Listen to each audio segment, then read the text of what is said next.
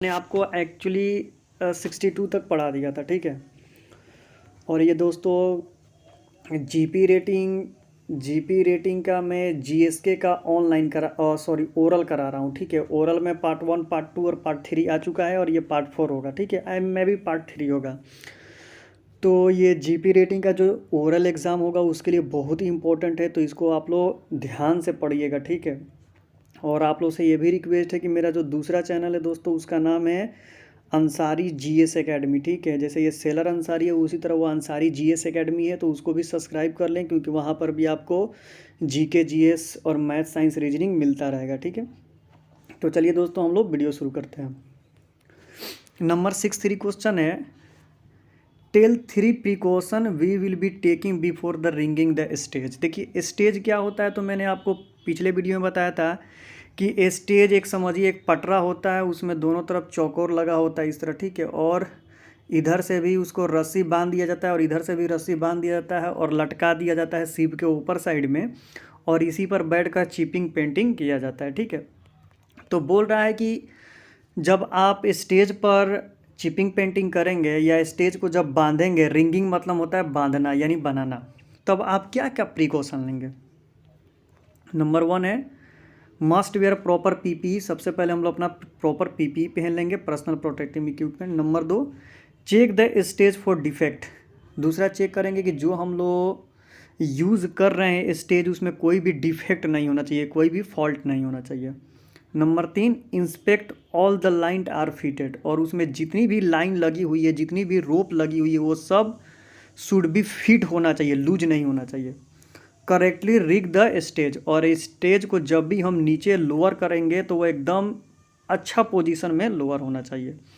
तो ये 3 चीज़ें हम लोग प्रिकॉशन लेंगे। Number 1464 what check will you must on a stage before the using. बोल रहा है कि जब आप स्टेज पर काम करेंगे, यूज़ करेंगे, तो सबसे इम्पोर्टेंट चीज़ आप क्या चेक करेंगे। वो तो था कि आप क्या देखेंगे, लेकिन सबसे इम्पोर्टेंट चीज़ ये होगा कि उसमें कोई भी ऑयलीय पदार्थ नहीं होना चाहिए, यानी ऑयल कोई भी लिक्विड नहीं होना चाहिए। अगर उसमें लिक्विड होगा तो आपका पैर या बैठने वाला जगह फिसलने की चांसेस बहुत अच्छा हो जाएगी, ज़्यादा हो जाएगी और आपका एक्सीडेंट निश्चित ही होगा।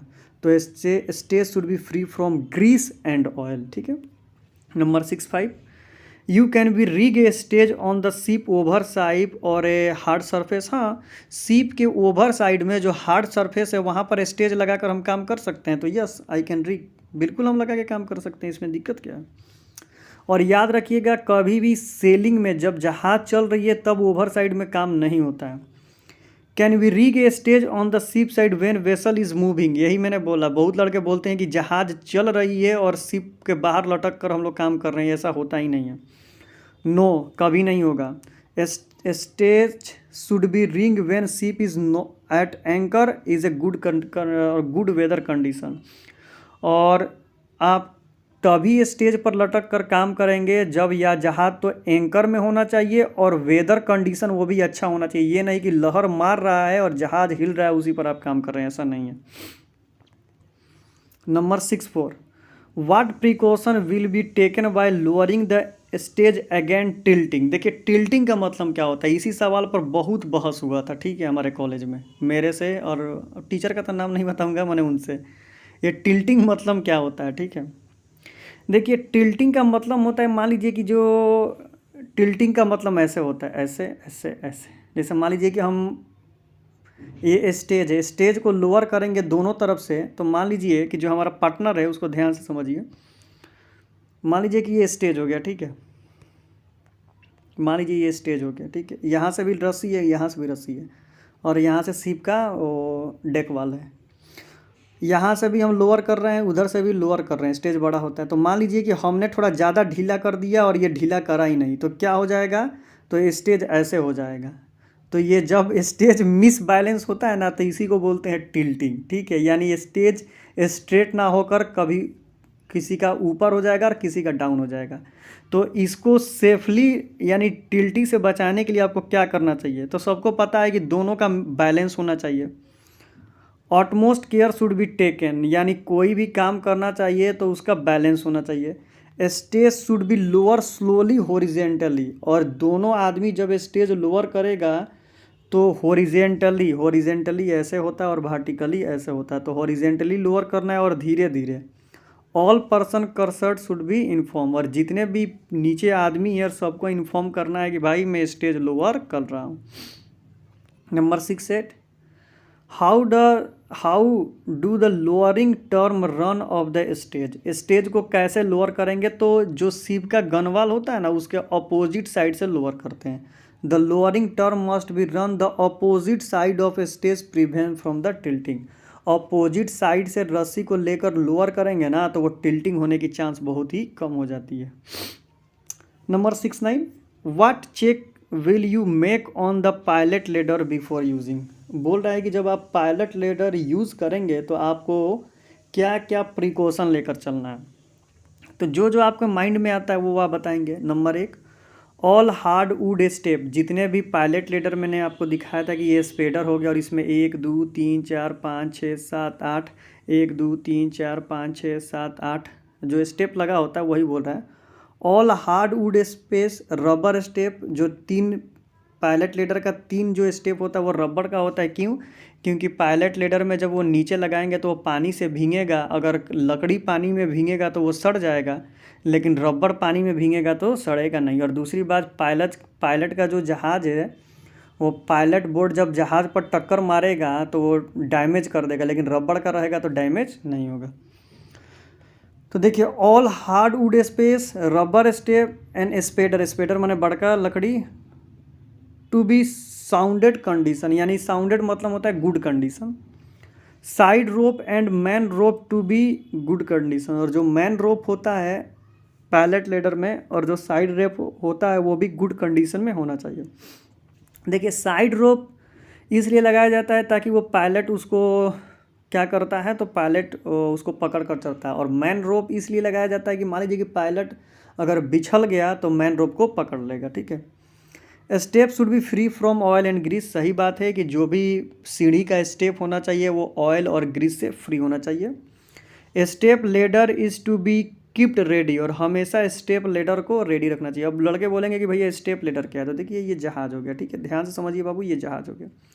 यहाँ पर हमने तो पायलट लेडर लगा दिया। ठीक है, 1 2 3 4 पायलट यहाँ पर आ गया, लेकिन यहाँ से फिर उसको जहाज़ में नीचे भी तो उतरना है ना, तो जो पायलट लेडर के बाद जो लेडर होता है उसको बोलते हैं स्टेप लेडर, तो उसको भी रेडी करके रखना चाहिए। ठीक है। 5, all life buoy with the life line and SI light is to be keeped ready, और लाइफ बोर्ड भी रेडी, लाइफ लाइन भी रेडी रखना चाहिए। लाइफ बॉय भी, कि मान लीजिए कि अगर पायलट कहीं गिर जाए, बहुत दफ़ा हो गया है कि पायलट पानी में गिर जाता है चढ़ते समय, क्योंकि जहाज़ का रोलिंग पिचिंग बहुत ज़्यादा होता है, तो उस समय उसको सेफली बचाया जा सके। Number 6, at night proper light should be arrange, और बोल रहा है कि अगर नाइट में पायलट आ रहा है तो लाइट का प्रॉपर अरेंज रहना चाहिए। देखिए, मैंने यहाँ पर फुल फॉर्म लिख दिया है कि कभी कभी सर्वेयर फुल फॉर्म भी पूछ देता है। आप बोलिएगा कि एसआई लाइट, तो बोलेगा एसआई लाइट का मतलब बताओ, तो सेल्फ इग्नेटिंग लाइट, जैसे ही ये पानी में जाता है तो ऑटोमेटिक जलने लगता है। पूछ सकता है कि एमओवी मार्कर बताओ, तो सेल्फ एक्टिव स्मोक सिग्नल, यानी मैन ओवरबोर्ड सिग्नल। ठीक है। Number 70, how will you check the pilot ladder after rigging it, बोल रहा है कि जब भी आप पायलट लेडर लगा दीजिएगा, लगाने के बाद आप उसमें क्या चेक कीजिएगा, उसमें आपको क्या चेक करना पड़ेगा। तो 1 एक्सपीरियंस सीमेन, जब हम पायलट लेडर लगा देंगे तो जो हमारे जहाज़ का एक एक्सपीरियंस जो सीमेन होगा, जैसे एबी हो गया, बोसन हो गया, wearing the life jacket must go to 3 और 2 step in the ladder to be ensure the pilot ladder is well secure.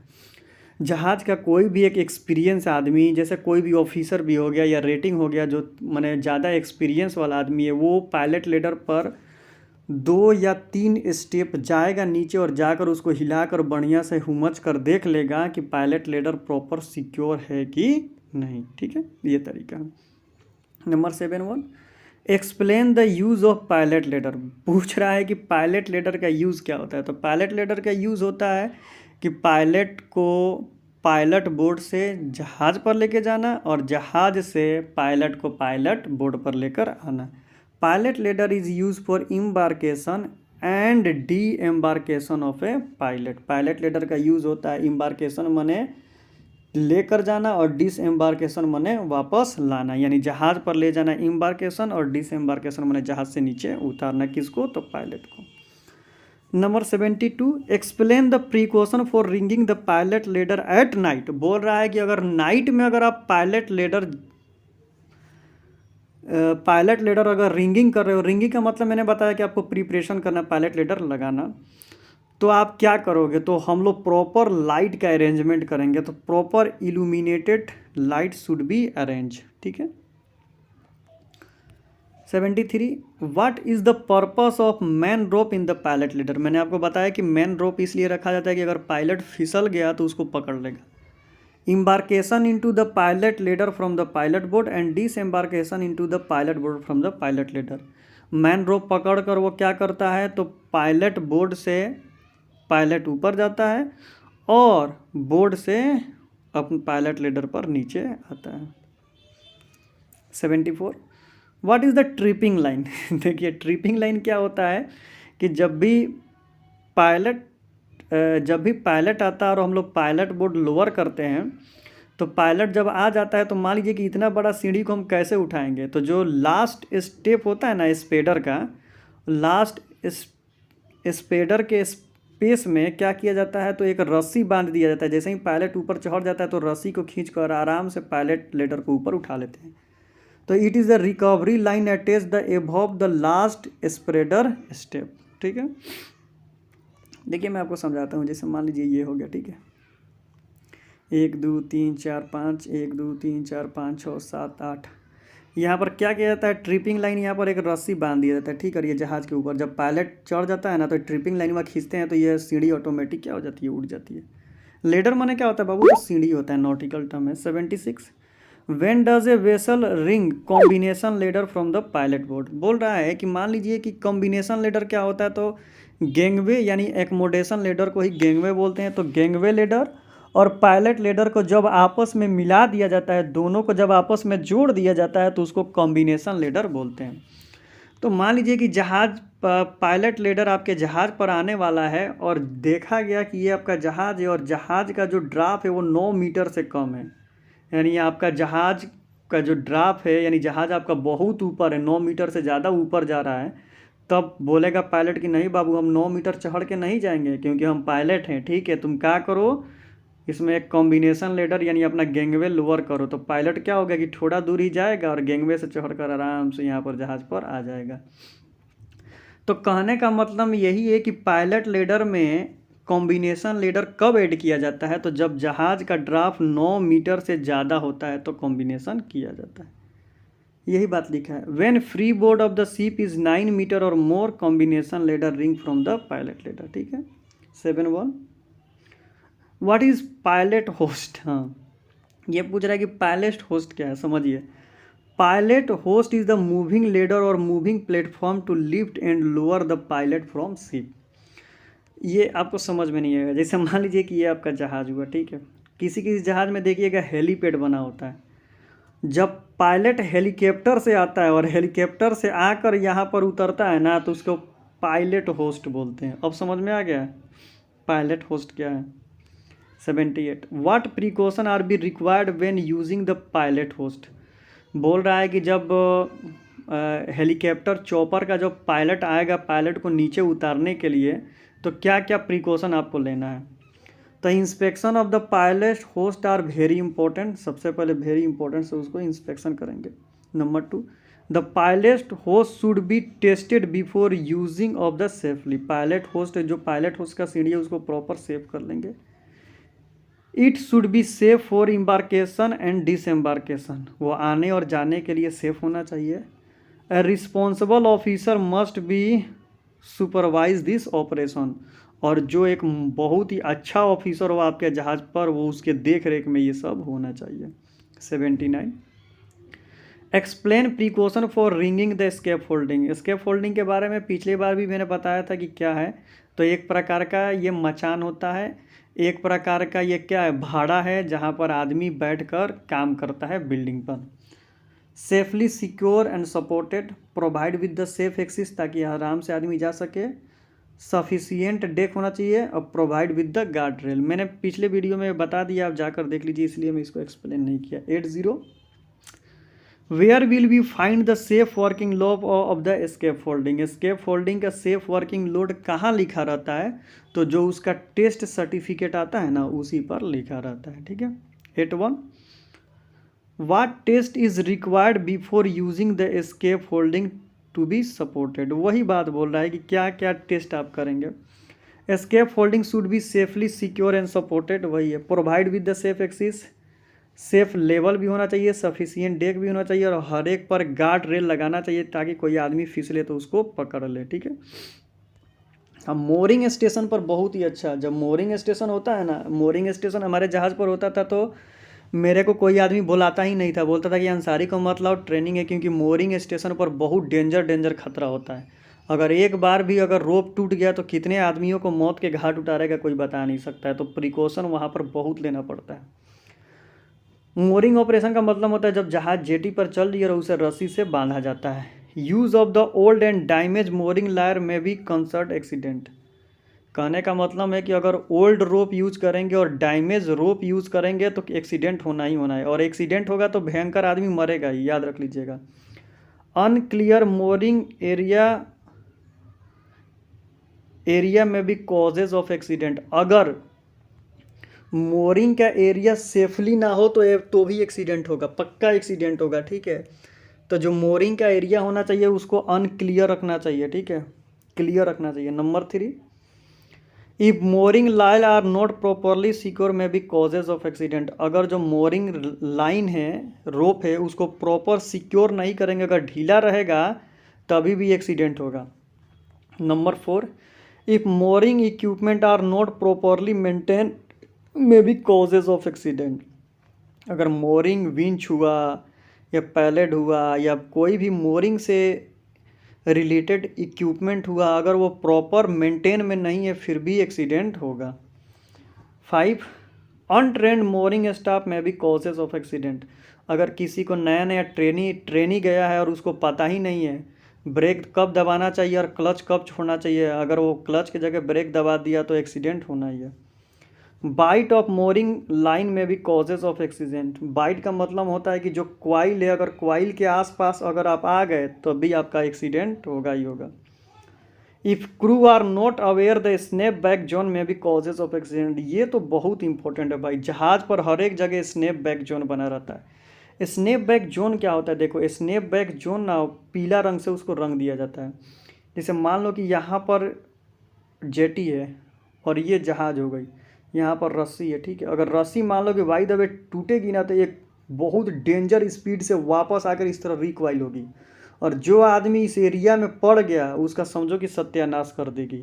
तो उस एरिया को स्नैप बैक जोन बोलते हैं और उस एरिया पर कभी भी खड़ा होकर काम नहीं करना चाहिए। 8, if crew don't wear proper PPE. ये तो बात सही है कि अगर पीपीई नहीं पहनिएगा तो भाई आपका एक्सीडेंट होगा ही होगा। 8.3, explain making fast of a tug to a ship. बोल रहा है कि टग बोर्ड को शिप से कैसे बांधते हैं, तो ये अच्छा बात है। The tug messenger line taken on the board through the fair lead and the rota vice bitts and warping drum. ये बात सही है कि टग बोर्ड को फेयर लीड से, यानी जो जहाज का होल होता है डेक वर्क में, वहाँ से उसको लेंगे और उसको बांध देंगे। A chain stopper is applied to the tug towing line order to the place eye to the tug towing line on the bits। और चैन स्टॉपर से उसको सिक्योर करके उसको बांध देंगे, ठीक है। 8.4, What checks are required to be done before arriving at the port of mooring station। बोल रहा है कि मोरिंग स्टेशन पर आने से पहले आप क्या क्या चेक करोगे। Check the steering system check कर लेंगे कि प्रॉपर काम कर रहा है। Check the bridge and engine room equipment check करेंगे। कीप नेसेसरी फ्लैग रेडी, जितने भी फ्लैग है उसको रेडी करके रख देंगे। Keep the ready derrick and crane, तभी ना तो लोडिंग और अनलोडिंग होगा। कीप गैंगवे एंड फेंडर का मतलब क्या होता है बाबू, मैंने आपको पिछली वीडियो में बताया था। कोई भी आप जहाज़ देखिएगा छोटा छोटा, वो जहाज़ के पूरा चारों तरफ ट्यूर बंधा होता है, ट्यूर को ही क्या बोलते हैं, फेंडर बोलते हैं। इसलिए बंधा होता है कि जहाज जब जेटी में जाकर लगेगी ना तो पानी का लहर मारेगा तो जहाज बार बार जाकर जेटी से टकराएगी तो जेटी भी डैमेज होगा और शिप भी डैमेज होगा, तो इसलिए फेंडर बना दिया जाता है। Number 6, keep the mooring line, heaving line, messenger line, rope stop, chain stopper, rat guard ready forward and आप सभी जगह चेक करना चाहिए। 85, what are the safety precaution to be follow when the making the fast of a tug. मैंने already इसको 83 में पढ़ा दिया है, ठीक है। 86, tell 3 safety precaution to be followed on the mooring station. Mooring station में आप क्या क्या सेफ्टी प्रिकॉशन बरतेंगे, तो प्रॉपर पीपीई पहन के रहेंगे, never stand bight of the rope, और जो रोप का क्वाइल है उसको बाइट बोलते हैं, उस पर बैठना नहीं है क्योंकि वो जाएगा तो एक आपको स्टेच मारेगा। Number 3, keep the distance of टाइटिंग the mooring line, और जब भी मोरिंग लाइन टाइट होता है तो उससे डिस्टेंस बनाकर आपको रखना है, ठीक है, वो आप ही के लिए अच्छी है। 87, what are the safety precaution to be follow by the transfer a rope from the drum to the bollards. बोल रहा है कि डर्म से बुलार्ड में रोप ट्रांसफ़र करते समय आप क्या सेफ्टी प्रिकॉशन बरतेंगे। Rope stopper use hold temporary the stands rope when the transfer from the drum, यानी रोप स्टॉपर का यूज़ करेंगे ताकि पूरा स्ट्रेट को अपने ऊपर ले ले, जितना भी लोड होता है वो अपने ऊपर ले ले। 88, what are the safety precaution to be follow when the surging a rope on the drum. Surging का मतलब जानते हैं क्या होता है, जैसे मान लीजिए हम लोग पतंग उड़ाते हैं और पतंग उड़ाते समय हम लोग क्या करते हैं कि रस्सी को लपेटते हैं, रस्सी को लपेटते हैं तो रस्सी अझुरा जाता है, तो उसी अझुराना को जब सझुराएंगे तो उसी को सर्जिंग बोलते हैं। Surging means to hold the rope stationary when the drum heaving easy to pull, यही वो बोला है, इसको आप याद कर लीजिएगा, ठीक है। 89, what are the safety precaution to be follow when the lowering the rope to the quay. Quay का मतलब होता है जेटी, ठीक है। आप जब जेटी में रोप को लोअर करेंगे तो क्या प्रिकॉशन लेंगे, तो rope should be lower the jetty when the control manner, यानी कंट्रोल मैनर यानी धीरे धीरे उसको लोड करेंगे, ठीक है। अब आ जाते हैं 9 पर, what are the safety precaution to be follow when the operating the winch. जब विंच हम लोग यूज़ करेंगे तो क्या उसके साथ सेफ्टी प्रिकॉशन लेके चलेंगे। Experience crew must operate the winch, experience crew ही उसको ऑपरेट करे। Number 2, when operating the winch operator should be very attentive, माने बहुत ही जानकार और अटेंटिव पर्सन होना चाहिए। Number 91, why is necessary to work as the team in a mooring station, with the proper team work mooring operation can be access and smoothly और avoid the accident. अगर सभी आदमी मिलजुल कर काम करेगा तो एक्सीडेंट होने का भी चांस कम होगा और स्मूथली काम कंप्लीट हो जाएगा, ठीक है, इसमें कोई दिक्कत नहीं होगी। अब आ जाते हैं 92 पर, what type of rope are being use for the mooring a ship. Ship पर किस टाइप का रोप यूज़ किया जाता है, तो वो पॉलीप्रोपेलेन का रोप बना होता है जो बहुत ही महंगा होता है। 93, how will we secure a mooring wire to the bollards. बोल रहा है कि mooring वायर जो बहुत ही डिफिकल्ट होता है बाबू, उसको कैसे बोलार्ड से सिक्योर करेंगे। First we take 1-2 single turn landing the bollard and secure by the figure of 8। जो आपके इंस्ट्रक्टर होंगे ना वो फिगर ऑफ 8 नॉट बांध कर आपको सिखाएंगे, ठीक है। What is the snap back zone, मैंने आपको पहले ही बता दिया है। Snap back zone is the space where the anticipated that the mooring line could be recoil with the great velocity, बहुत तेज़ी से आके आपको एक्सीडेंट करेगा जब टूटेगा तो। Why it is required to make snap back zone, snap back zone की ज़रूरत क्यों पड़ी थी, तो टू प्रिवेंट द एक्सीडेंट और इंज्यूरी, यानी इंज्यूरी और एक्सीडेंट को बचाने के लिए, ठीक है। बोल रहा है what check are required to be done a rope stopper और चैन स्टॉपर। रोप स्टॉपर और चैन स्टॉपर में क्या चेक करेंगे। 1, rope stopper should be vegetable fibre rope और synthetic fibre rope, length 3 metre, diameter 202-25 mm, one eyed should be eye and another should be whipped, eye of the stopper should be shackle and the boards of billiard। ये इसका definition ही आपको लिख देना है। Chain stopper should be unstudded chain 1.5 metre, diameter 7 mm to 10 mm, above the chain splice with the 1.5 length rope, diameter 10 mm diameter. ये आप रोप stopper चैन stopper का definition आपको पता होगा तो आप लिख सकते हैं। 97 use of the different not band hitch, ये आपको प्रैक्टिकल में बताएगा, ठीक है। 98 व्हाट इज़ द टेम्पोररी आई, ठीक है। तो देखिए बाबू, जो बो लाइन होता है ना वो टेम्पोररी आई होता है। Temporary eye means temporary loop in a rope, bowline use of a temporary eye. अगर परमानेंट आई बनाना है तो आई स्पेशलाइज, देखिए उसको बोलते हैं आई स्प्लाइस, ठीक है। और टेम्पोररी आई बनाना है तो बो लाइन यूज़ करते हैं।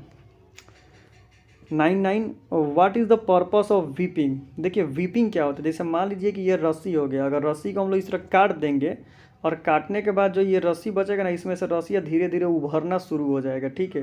तो इस रस्सिया को उभरने से बचाने के लिए एक छोटा सा रस्सी लेके गए चारों तरफ मुँहवा से क्या कर देते हैं, बांध देते हैं, तो इसी को वीपिंग कहते हैं। या हम लोग गांव में क्या करते हैं कि रस्सिया उभरता है तो उसको आगी से जला देते हैं, ठीक है। तो आगी से जहाज़ पर नहीं जलाएंगे, उसको रसरी से बहान देंगे, तो उस बहाने को ही वीपिंग बोलते हैं, ताकि ये ऑन लय ना हो, यानी उभरे नहीं। Weeping is the method for seasoning end of the rope again fry. Fry मतलब होता है उभरना नहीं। तो चलिए दोस्तों, मैंने आपको ऑलरेडी सारा चीज़ करा दिया, और जो बचा खुचा है और 40 क्वेश्चन होंगे या 30 क्वेश्चन होंगे, नेक्स्ट वीडियो में आपको पढ़ा दूंगा। अगर चैनल अच्छा लगे तो चैनल को सब्सक्राइब करें। तो thank you so much for watching this video. और बहुत लड़के कमेंट कर रहे हैं कि भाई कुछ चैप्टर नहीं मिल रहा है, तो बाबू सब चैप्टर यूट्यूब पर पड़ा हुआ है, आप जाकर खोजो, आप खोजोगे तो ही मिलेगा, ठीक है। कम से कम मैंने 800 वीडियो डाल दिया है, ठीक है। तो ओके, ऑल द बेस्ट।